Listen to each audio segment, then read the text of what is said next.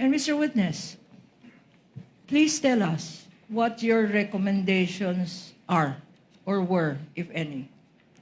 May recommendations po include, first, yung hindi po na-submit ni DepEd yung kanilang documentary evidence of payments for their confidential expenses.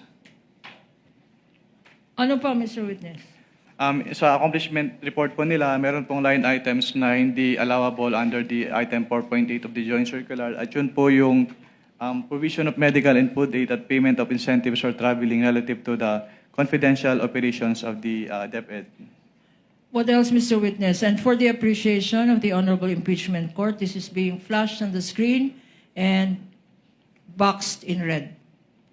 What else, Mr. Witness?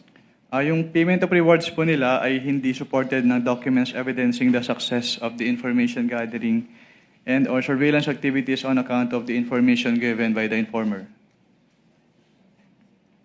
Anything else, Mr. Witness? Number 4 po, yung kanilang physical and financial plan, hindi po naka-indicate yung specific confidential activities na pagbabasehan ng kanilang disbursement in violation of the item 4.2 of the Joint Circular.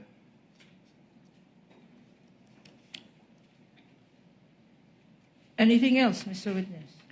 Yung kanilang disbursement voucher po ay inapprove ni Undersecretary Annalyn M. Sevilla instead of the head of the agency in Why do you- violation of item 6.3.1b of the Joint Circular.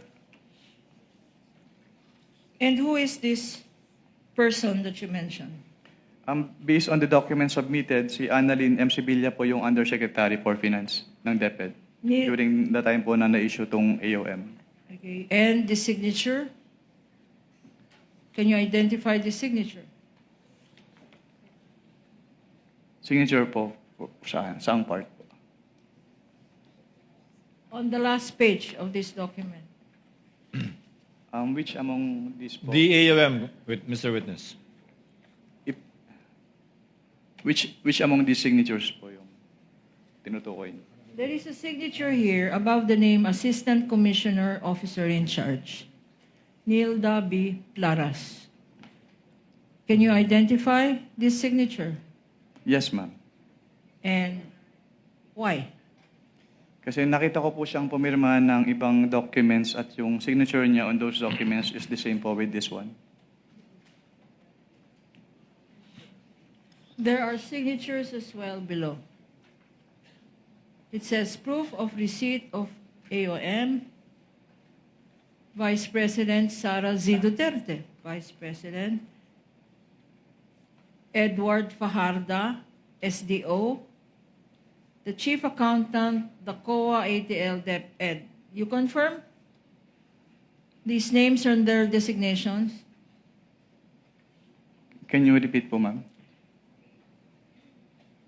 In the proof of receipt of this AOM, meron mga nakalagay na pangalan na receive daw ng Sara Z. Duterte. Pero hindi niya signature to. Merong Gloria Mendoza. Edward Fajarda, the SDO. What does SDO mean, Mr. Witness? The Special Disbursing Officer po, based on the Joint Circular. Also received by his office, and likewise the COA Chief Accountant and the COA ATL received this AOM. Mr. Witness, you confirm that?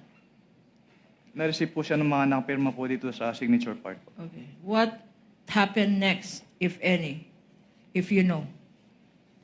Wala na po akong personal knowledge since before po sila magbigay ng response, na-transfer na po ako out of ICFAO to another audit sector of COA. And you got transferred when? On February 12 po of 2024. Okay. Now, Mr. Witness, and